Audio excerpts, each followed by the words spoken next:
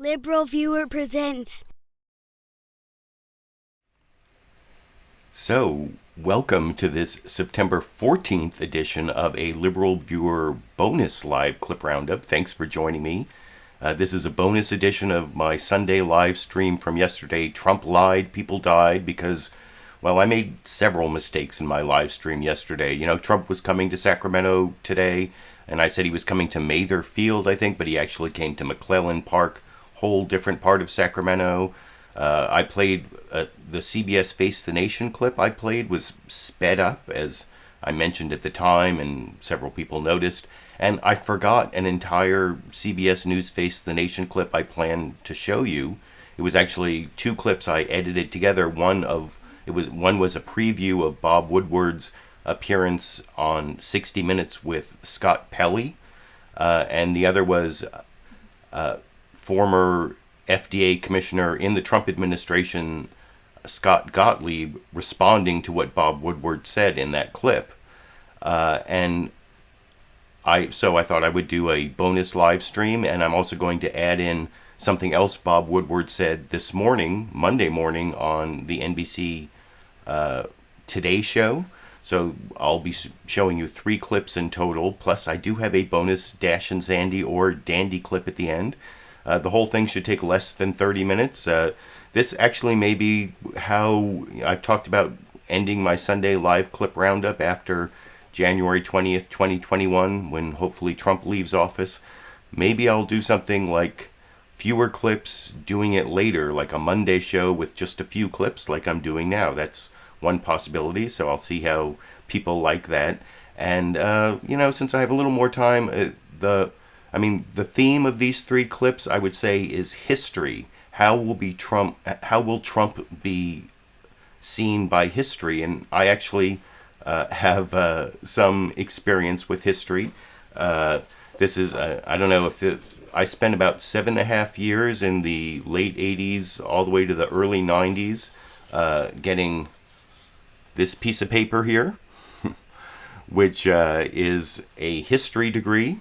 And this, I don't know, is this political comedy? Not the fact that I spent 7.5 years getting this piece of paper, but the fact that after 7.5 years I got this piece of paper, cannot read it, do not know what it says because it's written in Latin, but I'm pretty sure Universitatis Jolensis means I have a BA in history from Yale University, and so that's one of the reasons I'm qualified to talk about history. It doesn't make me a history professor, but they say journalism is the first draft of history, and Bob Woodward has made a lot of first drafts of history as a journalist, and the first clip I forgot to show you yesterday was Bob Woodward talking. First, this is the 60 Minutes clip where he plays the February 9th recording where Trump says that he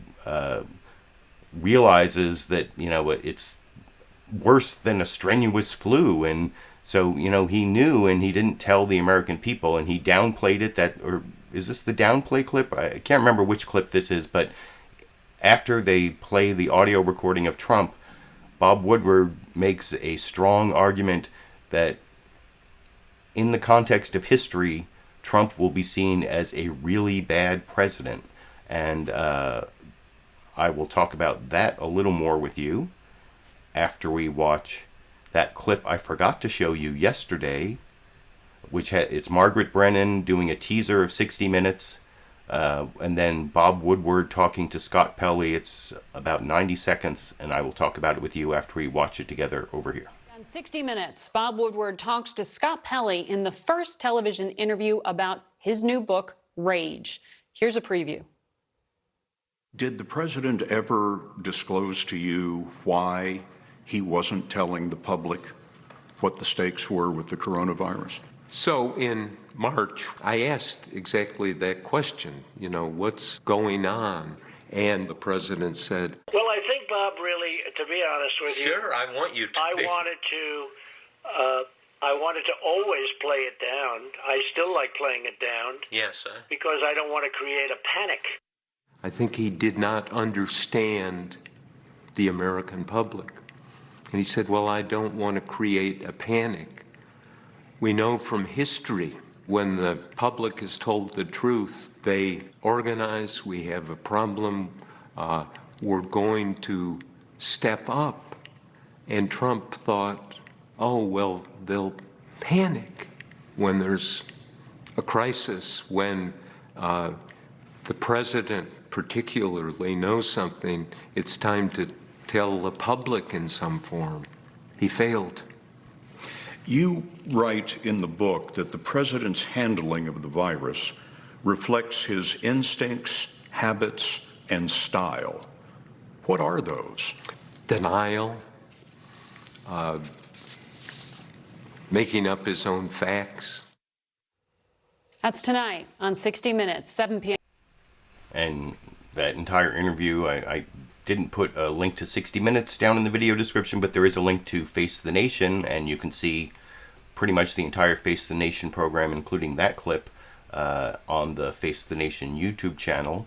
And the reason I really wanted to play that clip yesterday is because it was juxtaposed with this next clip from Scott Gottlieb, like I said, the former FDA commissioner under the Trump administration. So he is sort of a Trump loyalist, but I think he's also, you'll see in this clip, he's trying to say, I told them that they were paying attention to this influenza warning system that was giving them bad information. And but I think in this next clip, in which Margaret Brennan asked Scott Gottlieb to respond to the clip you just watched, Scott Gottlieb actually gives a pretty good, or some pretty good talking points that the Trump administration could be using to try to defend Trump's decision-making, saying that he got bad information from the experts, that the CDC had a bad test. You'll see Scott Gottlieb talking about how they were using this influenza warning system in a way that was not really giving them good information about coronavirus. And he talks about that being the real problem with February. And that's why I'm going to remember the word February, because February is very important in terms of the next historical clip, the third Bob Woodward clip I'm going to show you. But even Scott Gottlieb admits by the end of this clip that there's a second order, he calls it a second order responsibility, and that Trump appointed the head of the CDC and he appointed all the heads of all the federal agencies. That's his job as president. Buck stops with him, but it may not be his bad messaging. It may be some problems with the actual federal agencies, as Scott Gottlieb explains to Margaret Brennan in this second of my 3 news clips today over here. You just heard that soundbite from Bob Woodward. There has been a lot of scrutiny this week of the president's response to COVID-19, given the revelations in Bob Woodward's book. For any president, their very first responsibility is to protect the American public. From your point of view, do you think the critical failing here was one of public messaging, or was it operational? Well, look, the public messaging wasn't clear and consistent in the outset and could have been better at all levels of government. I think if you look back in February, and I think when history looks back, the biggest failing over that month was that we were situationally blind. We had no idea where this virus was and wasn't spreading. And so when it came time to have to shut down cities, rather than focus on the cities that were truly epidemic, like New York City, we went for a simultaneous shutdown order across the whole country, when that was unnecessary now in retrospect, because there were a lot of cities where the virus wasn't spreading at that time, and we could have focused our mitigation. But we had no diagnostic tests in the field to screen people. And what CDC officials were relying on and telling the coronavirus task force was that there was no spread of coronavirus in the United States in February. They were telling them that. because they were looking at what we call the influenza-like illness surveillance network, basically a surveillance network of who's presenting to hospitals with flu-like symptoms. And they said that they're seeing no spike in people presenting with respiratory symptoms, therefore coronavirus must not be spreading. And they were adamant about that. I was talking to White House officials over this time period. They were adamant about that. And I suspect the president was being told as well that this virus wasn't spreading in the United States, and that may have impacted what he did and didn't say and his willingness to, as he said, talk it down a little bit, because he was of the perception that this was not spreading here in the United States. That really was the tragic mistake. Not just that we didn't have the information, but we were so confident in drawing conclusions off of what proved to be faulty information and incomplete information. Are you saying he was failed by health officials? Are you letting him off the hook? Look, I think in this respect, the White House leadership was failed by health officials. We did not have a diagnostic in the field, so we couldn't screen for it. We should have. We should have started working on that in January. And we over-relied on a surveillance system that was built for flu and not for coronavirus, without recognizing that it wasn't going to be as sensitive at detecting coronavirus spread as it was for flu, because the two viruses spread very differently. Those were two critical failings. Now, you could say, well, the president put those people in place. He's responsible.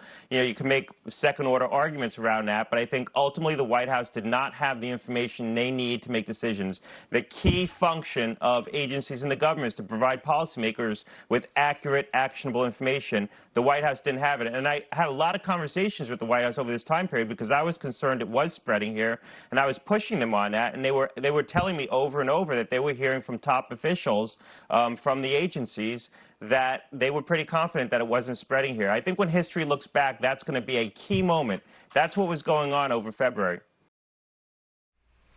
So there you see Scott Gottlieb saying when history looks back at February, that's what they're going to see, that the federal agency, the scientists in the federal agencies were giving bad information to Trump.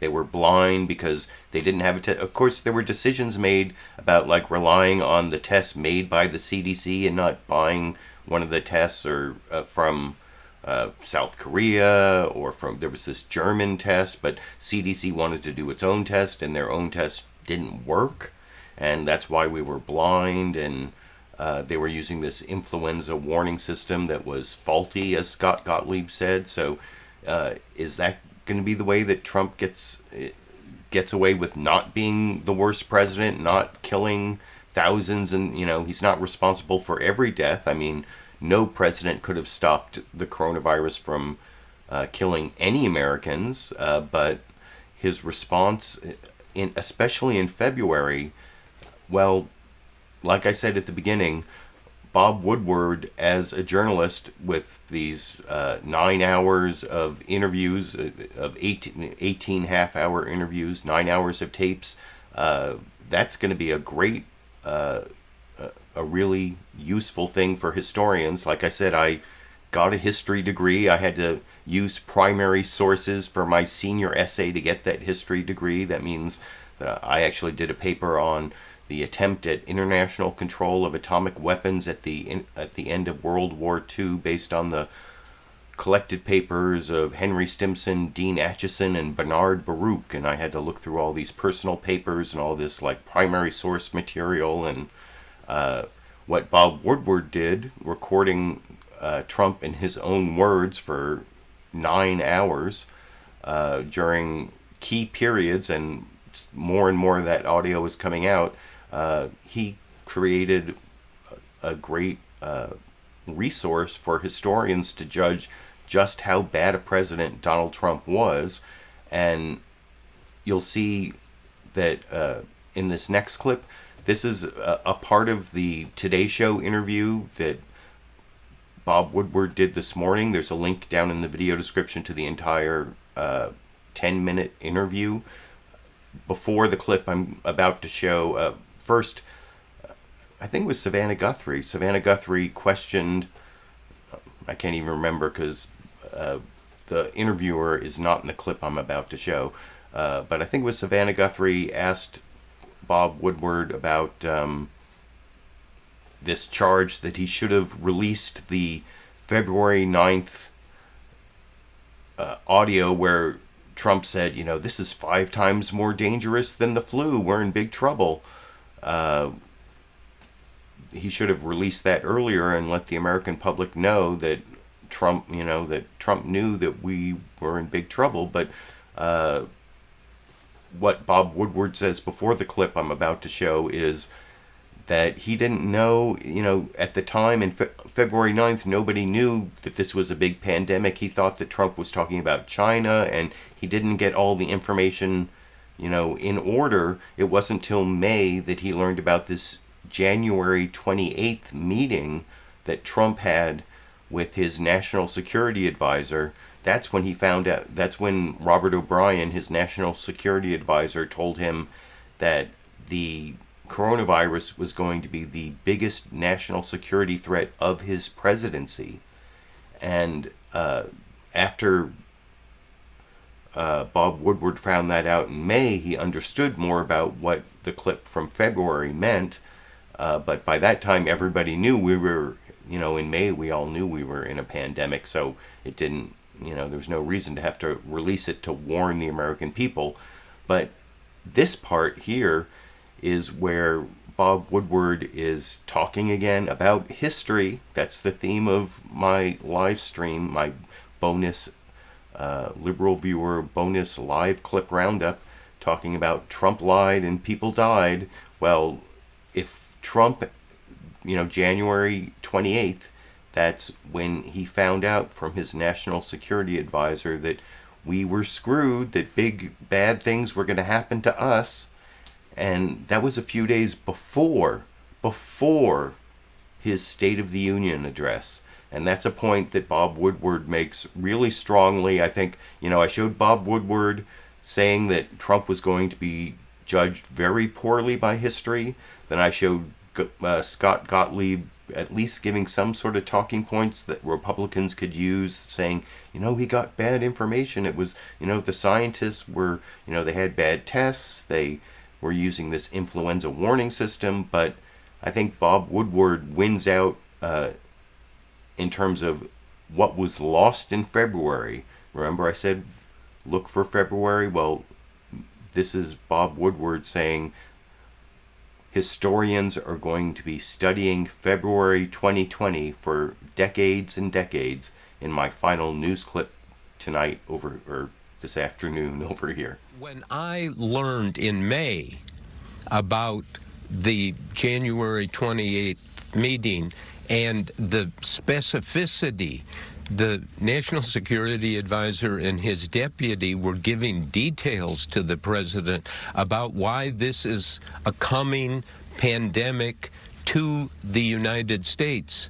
A few days later, he gave his State of the Union address to Congress. 40 million people watched it. He had an opportunity. He's he said, well, we're doing everything possible. At that moment, if, like Franklin Roosevelt after Pearl Harbor had told the American people the truth, a lot more could have been done. It is one of those shocks for me, having written about 9 presidents, that the president of the United States possessed the specific knowledge that could have saved lives. Historians are going to be writing about the lost month of February for tens of years.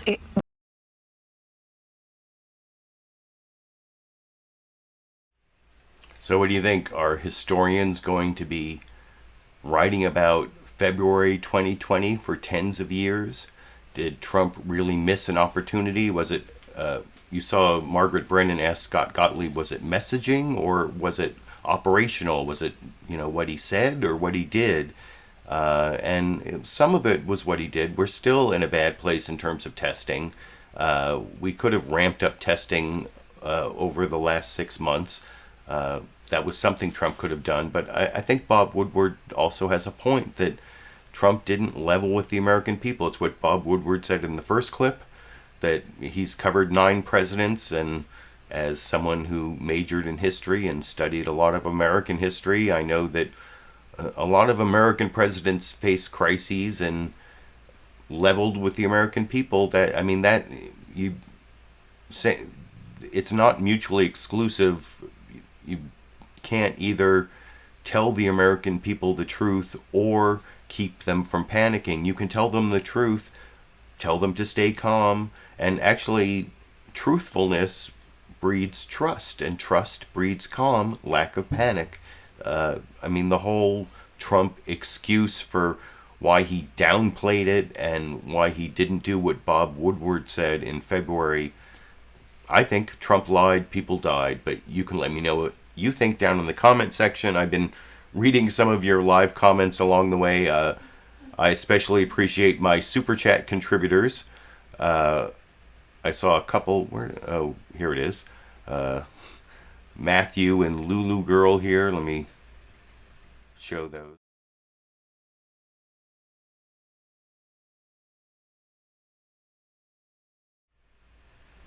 Hitting the sauce a little hard. I don't know about that. I mean, how much is gone from this? It was less than is gone from this. So, is that too hard? You tell me. But, I mean, what are you going to do having to watch all this news about Trump destroying the democracy that I believed in my entire life? So, that's my response to Matthew's Super Chat contribution, but I appreciate all the Super Chat contributors. And I appreciate all of you for joining me on this day that is not a Sunday, a bonus live clip roundup.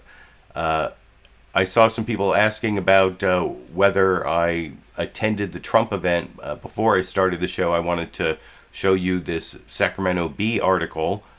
Can you... Protesters outside Trump event struck by car, others injured in incident with CHP vehicle. So I guess in some ways I'm glad I didn't go to McClellan Park and attend this incident. And if you look in the upper right corner of that image, you see it says at Talal 916. That's TALAL 916. That's the Twitter user who I recently followed and who followed me back, who recorded several videos of bad behavior by police at this protest. Police hitting people with their trigger warning. There is some vehicle against protester violence and police vehicle. But if you want to know more about what happened in the protest area around Trump's visit to Sacramento, that is where if you follow me on Twitter, twitter.com/liberalviewer, you would have seen me retweeting Talal 916's video. So that's what happened in Sacramento today. I appreciate all of you who joined me for this bonus live clip roundup. Trump lied, people died, and I guess my subtitle for that would be Trump will be remembered as the worst president in modern American history. History will, that's, but if you really want that to happen, as they say, history is written by the winners. And if you really want Trump to be remembered as the worst president in modern American history, you need to vote him out of office. You need to have him not be a winner, but be a loser. So I will leave you with that thought. And, I did promise a bonus Dash and Sandy clip, a dandy clip. And I got this about an hour and a half ago. I talked about Joy Reid getting her primetime show, The Readout. And I think in the background you will hear the very beginning of today's Readout, Monday. This proves I recorded this clip on Monday, and it's very brief, but it's kind of violent. It's not as violent as the cop against protester videos you'll see at Talal 916 on Twitter, but there is a little bit of violent Dash or Sandy the dog versus Dash the cat interaction in this 6-second clip I will end with over here. Airborne. And when he was caught, Trump didn't express regret or even admit to it, because of course he didn't. Instead, he dispatched. So what do you think? I think you could see the whole thing. Let me play it again. Airborne. And when he was caught, Trump didn't express Okay, in case you missed it, that was the Sandy the dog versus Dash the cat brief clip with Joy Reid in the background. I hope you all appreciated the extra bonus live clip roundup. And I appreciate all of you who joined me and the live comments. And I guess maybe I'll have a chance to make that video I was talking about, 3 ways Trump colluded with Russia. I have a lot of ACLU stuff to do this week and next week, but maybe sometime in the next couple weeks I'll do that. But until then, or until next Sunday, I guess I will be seeing all of you around the internet.